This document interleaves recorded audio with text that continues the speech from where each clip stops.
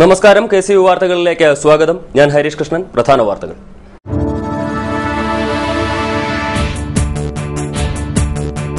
പാഠമൊന്ന് ആവർത്തിക്കപ്പെടുന്ന കർഷകദ്രോഹം. കയ്യിലിരുന്ന നെല്ലും പോയി, കാശൊട്ട് കിട്ടിയതുമില്ല. രണ്ടാം കൃഷി ഇറക്കാനാവാതെ കുട്ടനാടൻ കർഷകർ.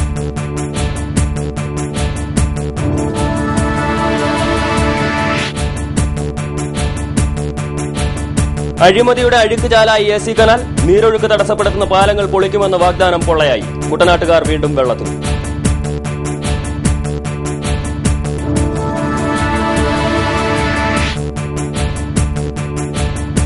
പവിഴവും പണി തന്നെന്ന കർഷകർ. പവിഴ റൈസ് മിൽ നെല്ലിന്റെ ഗുണനിലവാര പരിശോധനയിൽ കൃത്രിമം കാട്ടിയതായി പരാതി.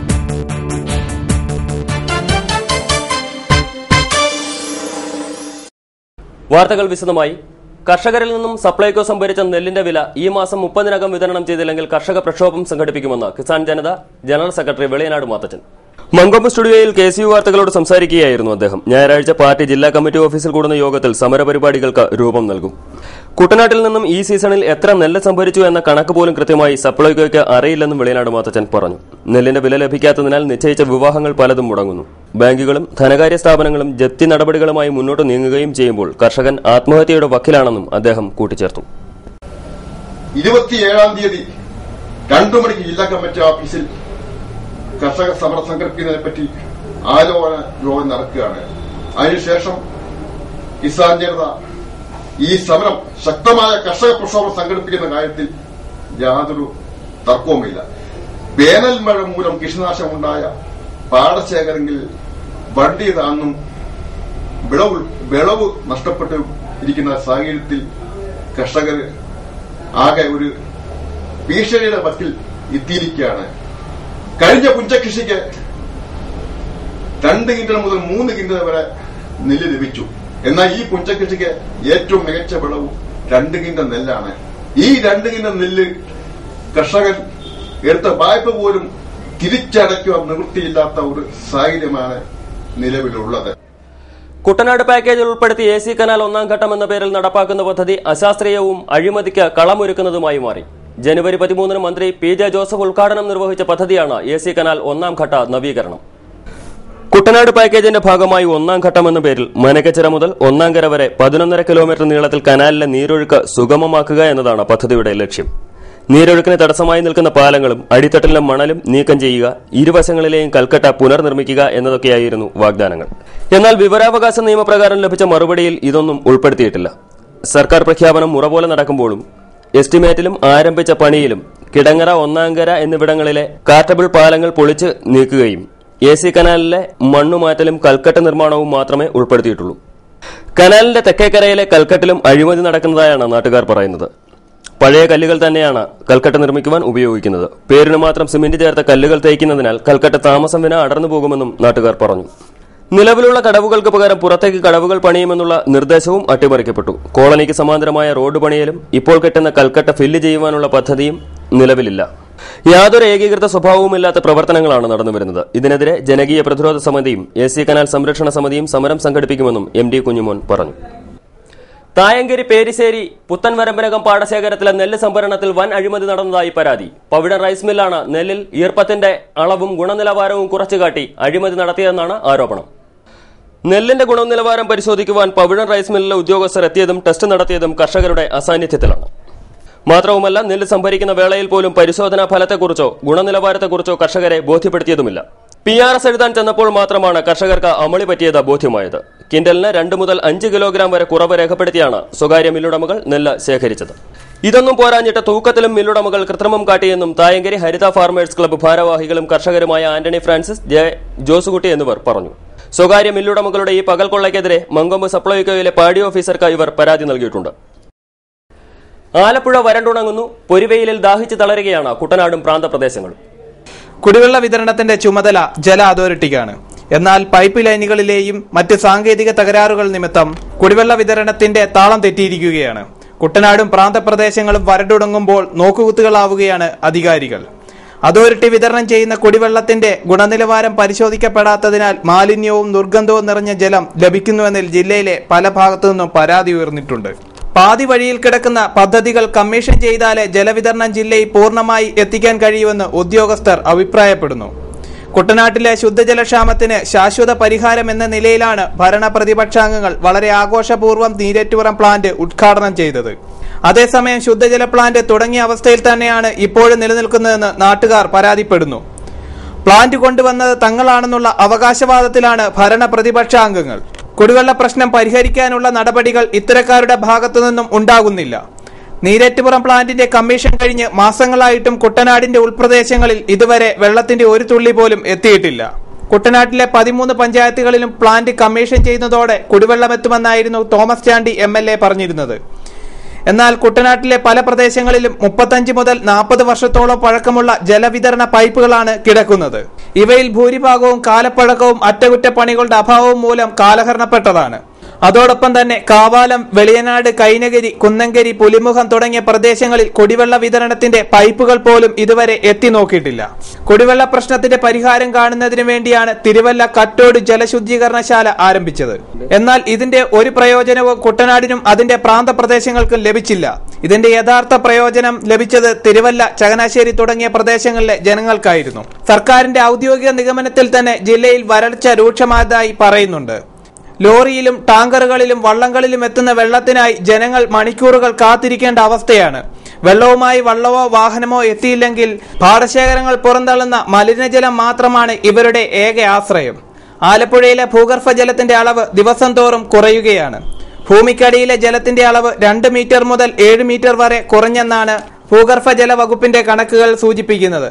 ജീവൻ നിലനിർത്താൻ ആവശ്യമായ ജലത്തിനു വേണ്ടിയുള്ള സമരത്തിന്റെ പാതയിലാണ് കുട്ടനാടൻ ജനത. News desk KCV. Kerala Sasthra Sahithya പരിഷത്ത് ജില്ലാ വാർഷികം 26, 27 തീയതികളിൽ പുന്നപ്ര JB സ്കൂളിൽ നടക്കും. പ്രമുഖ കൃഷിശാസ്ത്രജ്ഞ P. ഇന്ദിരാദേവി പരിഷത്തിന്റെ ജില്ലാ വാർഷികം ഉദ്ഘാടനം ചെയ്യും. ജില്ലയിലെ 11 മേഖലകളിൽ നിന്നായി 150ഓളം പ്രതിനിധികൾ പങ്കെടുക്കും.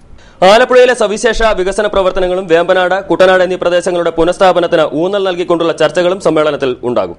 സമ്മേളനത്തിന്റെ ഭാഗമായി പുന്നപ്ര തെക്ക് പഞ്ചായത്തിന്റെ വിവിധ വാർഡുകളിൽ വീട്ടുമുറ്റ ക്ലാസുകൾ, ബാലോത്സവങ്ങൾ എന്നിവ നടക്കുമെന്ന് ഭാരവാഹികൾ വാർത്താ സമ്മേളനത്തിൽ അറിയിച്ചു. D. Sulekha, PV Vinod, Champakulam Jayan, K. Prasannakumar എന്നിവർ പങ്കെടുത്തു. ഏതാണ്ട് 50 വർഷമായിട്ടുള്ള പ്രവർത്തനങ്ങളുടെ അടിസ്ഥാനത്തിലൊരു സമ്മേളനമാണ് ഇപ്പോഴിവിടെ നടക്കുന്നത്.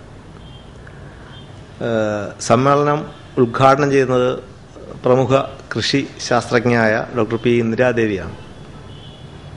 തൃശ്ശൂർ കാർഷിക സർവകലാശാലയിലെ പ്രൊഫസറായ ഇന്ദിരാദേവി കാലാവസ്ഥാ വ്യതിയാനവും ജനജീവിതവും എന്ന വിഷയത്തെ അടിസ്ഥാനമാക്കിയിട്ടുള്ള ക്ലാസ്സാണ് ഇവിടെ എടുക്കുന്നത്. അത് ഉദ്ഘാടന ക്ലാസ്സായിട്ടാണ് നടക്കുന്നത്. ഇതിന് മുന്നോടിയായിട്ടുള്ള മേഖലാ സമ്മേളനങ്ങൾ, യൂണിറ്റ് മേഖലാ സമ്മേളനങ്ങളെല്ലാം പൂർത്തീകരിച്ചു കഴിഞ്ഞു. മേഖലാ സമ്മേളനങ്ങളിൽ തിരഞ്ഞെടുത്ത 150 പ്രതിനിധികളാണ് ഈ സമ്മേളനത്തിൽ പങ്കെടുക്കുന്നത്. പ്രധാനമായിട്ടും ഈ സമ്മേളനത്തിൽ നടക്കുന്ന കഴിഞ്ഞ ഒരു വർഷത്തെ ഞങ്ങളുടെ പ്രവർത്തന റിപ്പോർട്ടിന്മേലുള്ള ചർച്ചയാണെങ്കിൽ കൂടിയും വരുന്ന ഒരു വർഷത്തേക്കുള്ള ദിശ എന്തായിരിക്കണമെന്ന് തീരുമാനിക്കുന്ന ചർച്ചയ്ക്കാണ് കൂടുതൽ പ്രാധാന്യം നൽകുന്നത്. ഇടവേളയ്ക്ക് ശേഷം വാർത്തകൾ തുടരും. KCV വാർത്തകൾ നിങ്ങൾക്കായി അവതരിപ്പിച്ചത്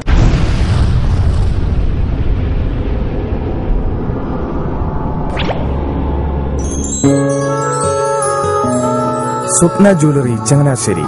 സംശുദ്ധിയുടെ അരനൂറ്റാണ്ട് കാലത്തെ പാരമ്പര്യം. ചങ്ങനാശ്ശേരിയിലെ ആദ്യത്തെ 916 ഹോൾമാർക്ക് സ്വർണ്ണാഭരണശാല. ഉയർന്നുവരുന്ന സ്വർണ്ണവിലയ്ക്ക് ആശ്വാസമായി സ്വപ്ന ജ്വല്ലറി ഒരുക്കുന്നു സ്വപ്നനിധി സ്വർണ്ണ സമ്പാദ്യ പദ്ധതി. തവണകളായി അടയ്ക്കുന്ന തുക അതാത് ദിവസത്തെ സ്വർണ്ണവിലയിലേക്ക് മാറ്റി നിശ്ചയിക്കുന്നതിനാൽ പിന്നീടുണ്ടാകുന്ന വിലവർദ്ധനവ് നിങ്ങളെ ബാധിക്കുന്നില്ല. 250 രൂപ മുതൽ വരുന്ന 18 തവണകളാണ് സ്വപ്നനിധിക്കുള്ളത്. സ്വപ്ന ജ്വല്ലറി, സ്വപ്ന ബിൽഡിംഗ്, ചങ്ങനാശ്ശേരി.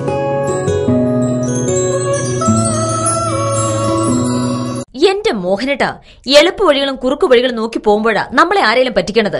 എന്നെ ഇന്നേവരാരെങ്കിലും പറ്റിച്ചിട്ടുണ്ടോ? കാരണം എന്താ? എനിക്ക് ബുദ്ധിയുണ്ട്. അനു തിരക്കിലായിരിക്കുമല്ലേ? അതെ. അനുവിനെ കഴിഞ്ഞ ആഴ്ച ആലപ്പുഴയിലെ മുല്ലയ്ക്കൽ പ്രിൻസ് ജുവലറിയിൽ നിൽക്കുന്നത് കണ്ടിരുന്നല്ലോ. അതെ, ഞാൻ അവിടെ നിന്നാണ് സ്വർണ്ണാഭരണങ്ങൾ വാങ്ങാറുള്ളത്. അതെന്താ, മറ്റൊരുപാട് ജുവലറികൾ അവിടെ ഉണ്ടല്ലോ. പിന്നെന്താ മുല്ലയ്ക്കൽ പ്രിൻസ് ജുവലറിയിൽ നിന്ന് തന്നെ സ്വർണ്ണാഭരണങ്ങൾ വാങ്ങുന്നത്? അതെല്ലാവർക്കും അറിയാവുന്ന കാര്യമല്ലേ. ഗുണമേന്മയിലും വിശ്വസ്തതയിലും 2 പതിറ്റാണ്ടിന്റെ പാരമ്പര്യമുള്ള മുല്ലയ്ക്കൽ പ്രിൻസ് ജുവലറിയിലെ ഏറ്റവും ചെറിയ ആഭരണങ്ങളിൽ പോലും 916 BIS ഹോൾമാർക്ക് മുദ്ര ഉറപ്പുവരുത്തുന്നു. ആരുടെയും സങ്കല്പത്തിന് അനുയോജ്യമായ വ്യത്യസ്തതരം ഡിസൈൻസ്. അങ്ങനെയാവുമ്പോൾ പണിക്കൂലി കൂടുതലായിരിക്കും അല്ലേ? ഏറ്റവും കുറഞ്ഞ പണിക്കൂലി. മാത്രമല്ല 916 BIS ഹോൾമാർക്കഡ് സ്വർണ്ണാഭരണങ്ങൾ മാറ്റി വാങ്ങുമ്പോൾ വിലയിലോ തൂക്കത്തിലോ കുറവ് വരുന്നില്ല. അപ്പോൾ ശരിക്കും ഹീറോ മുല്ലക്കൽ പ്രിൻസ് ജ്വല്ലറി ആണല്ലേ? അത് പിന്നെ പറയാനുണ്ടോ? 100% BIS ഹോൾമാർക്കഡ് സ്വർണ്ണാഭരണങ്ങൾ വിൽക്കുന്ന സ്വർണ്ണാഭരണശാല പ്രിൻസ് ജ്വല്ലറി, മുല്ലക്കൽ, ആലപ്പുഴ. മനോഹരമായൊരു വീട് നമ്മളുടെ എല്ലാം സ്വപ്നമാണ്. നിങ്ങളുടെ സ്വപ്ന ഭവനങ്ങളെ മനോഹരമാക്കാൻ ഇതാ സിമ്പിൾ. ഷാലിമാർ സൂപ്പർ ബ്രാൻഡ് ടൈലുകളുടെയും ഗ്രാനൈറ്റിന്റെയും വിസ്മയ ലോകം. വിപുലമായ സ്റ്റോക്ക്, ഫാസ്റ്റ് സർവീസ്, 100% ഗുണമേന്മ. ഇവയൊക്കെ നിലനിർത്തുന്നതുകൊണ്ട് ഞാൻ പറയുന്നു Shalimar. Shalimar marbles and granite. സ്വപ്ന ഭവനത്തിന് ഇവിടെ പൂർണ്ണത. Shalimar marbles and granite, Manikkachira, AC road, Changanassery. വാർത്തകൾ തുടരുന്നു. വിപണി ഏറ്റവും അധികം സജീവമായിരുന്ന വിഷു, ഈസ്റ്റർ തുടങ്ങിയ ഉത്സവകാലത്തിലും ലാഭവിപണിയിലെ നോക്കുകുത്തിയായി മാറി സപ്ലൈകോ ഉൾപ്പെടെയുള്ള സർക്കാർ സംവിധാനങ്ങൾ. ന്യായവിലയ്ക്ക് നിത്യോപയോഗ സാധനങ്ങൾ ജനങ്ങൾക്കെത്തിക്കാൻ സർക്കാർ ഇടപെടൽ ഏറ്റവും അത്യാവശ്യമായി വരുന്ന സമയത്താണ് ഇവ നോക്കുകുത്തികളായത് എന്നതാണ് ശ്രദ്ധേയം. സർക്കാരിന്റെ ഭാഗത്തുനിന്ന് ഇത്രയേറെ കുറ്റകരമായ അലംഭാവവും അനാസ്ഥയും അവഗണനയും പൊതുവിതരണ രംഗത്ത് ഇതിനു മുമ്പ് ഉണ്ടായിട്ടില്ല. മാർക്കറ്റിൽ കുതിച്ചുയരുന്ന വില പിടിച്ചു നിർത്തുവാനുള്ള ആയുധമാണ് പൊതുവിതരണ സമ്പ്രദായം.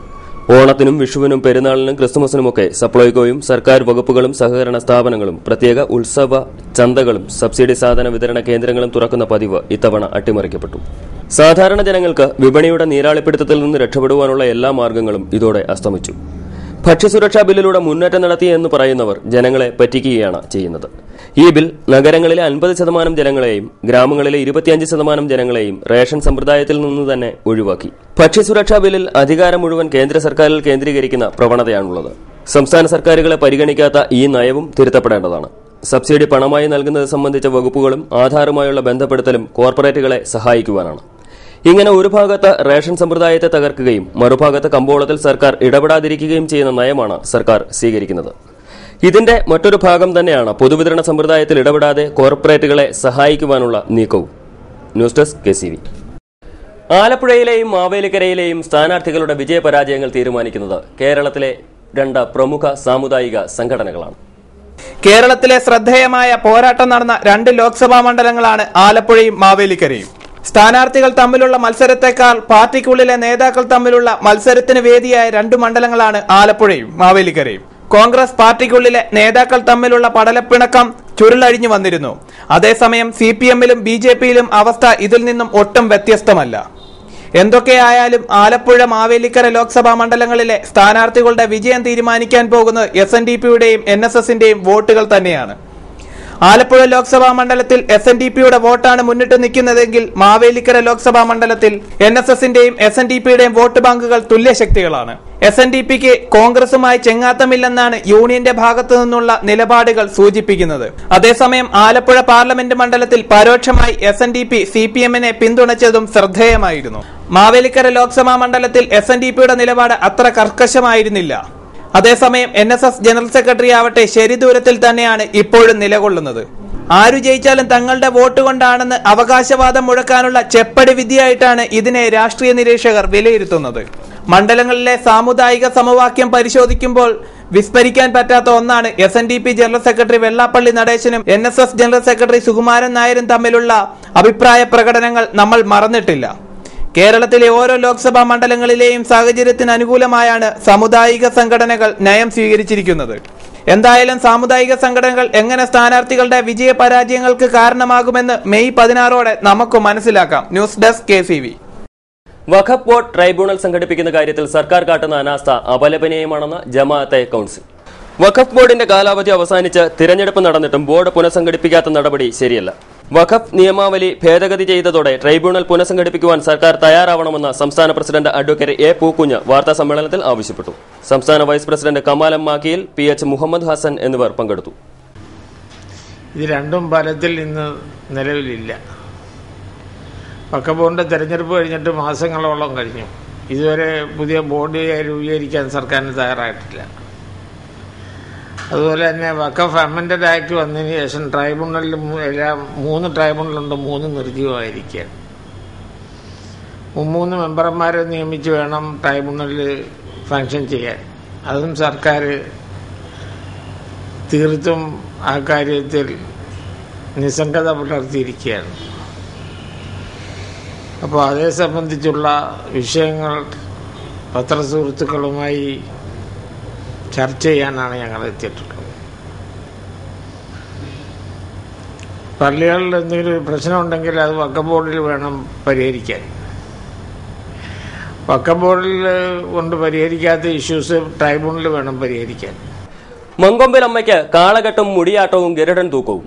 മങ്കൊമ്പ് ദേവീക്ഷേത്രത്തിലെ ഉത്സവത്തിന് ആറാട്ടോടെ കൊടിയിറങ്ങിയെങ്കിലും ആഘോഷങ്ങൾ വ്യാഴാഴ്ചയും തുടർന്നു.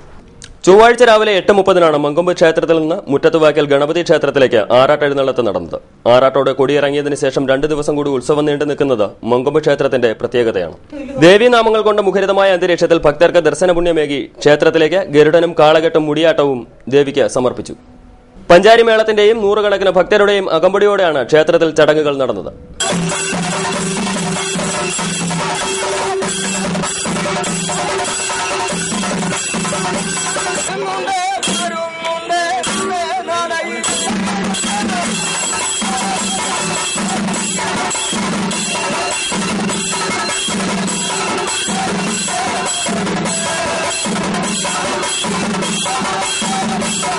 വടക്കൻ വെളിയനാട് SNDPയുടെ ഓഡിറ്റോറിയ നിർമ്മാണ ശിലാസ്ഥാപനവും സത്സംഗമവും നടന്നു. വടക്കൻ വെളിയനാട് SNDP ശാഖായോഗത്തിന്റെ ഓഡിറ്റോറിയ നിർമ്മാണത്തിന്റെ ശിലാസ്ഥാപന കർമ്മം വ്യാഴാഴ്ച രാവിലെ 11 സച്ചിദാനന്ദ സ്വാമികൾ നിർവഹിച്ചു. മനുഷ്യനായി നാം ജീവിക്കുന്നതിനുള്ള എല്ലാ പദ്ധതികളും രൂപകാര്യങ്ങളും എല്ലാം നമുക്ക് വീണ് കിട്ടിയത് മഹാത്മാവായ ഗുരുവിന്റെ പ്രവർത്തനത്തിലൂടെയാണ്. അന്തസ്സാർന്ന ഒരു മനുഷ്യജീവിയായി ഇന്ന് ഈ സമൂഹത്തിൽ നമുക്ക് സ്ഥാനം കിട്ടിയിട്ടുണ്ടെങ്കിൽ അത് നേടിത്തന്ന മഹാത്മാവ് ഗുരുദേവൻ മാത്രമാണ്. അതുകൊണ്ട് തന്നെ ഗുരുവിന്റെ ഒപ്പമോ ഗുരുവിന്റെ നാടകത്തോ മറ്റാരെയെങ്കിലും ദൈവീക സ്ഥാനത്ത് പോലും അവരോധിക്കാൻ ഇടം കൊടുക്കരുതെന്ന് ചിന്തിക്കുന്ന ആളാണ്. മിത്രക്കരി ദേവി ക്ഷേത്രത്തിലെ 10ാം ഉദയ മഹോത്സവം ആരംഭിച്ചു. ഉത്സവത്തോടനുബന്ധിച്ച് 10 രാപ്പകലുകൾ അണിഞ്ഞൊരുങ്ങുന്ന വഴിപാട് തൂക്കങ്ങൾ, ഗരുഡൻ തൂക്കം, കരകം വരവ് തുടങ്ങിയവയും ഉണ്ടാകുമെന്ന് ഭാരവാഹികൾ അറിയിച്ചു.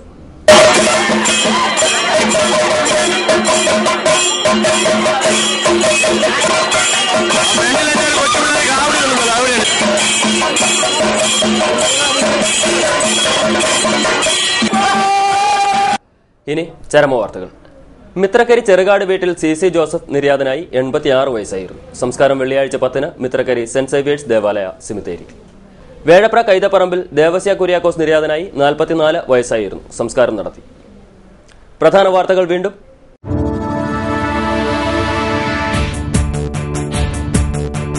പാഠമൊന്ന് ആവർത്തിക്കപ്പെടുന്ന കർഷകദ്രോഹം. കയ്യിലിരുന്ന നെല്ലും പോയി, കാശൊട്ട് കിട്ടിയതുമില്ല. 2ാം കൃഷി ഇറക്കാനാവാതെ കുട്ടനാടൻ കർഷകർ.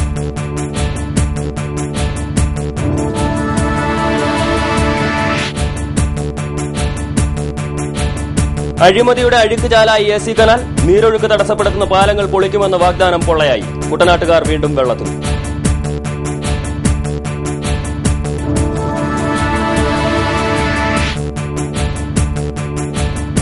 പവിഴവും പണി തന്നെന്ന കർഷകർ. പവിഴ റൈസ് മിൽ നെല്ലിന്റെ ഗുണനിലവാര പരിശോധനയിൽ കൃത്രിമം കാട്ടിയതായി പരാതി.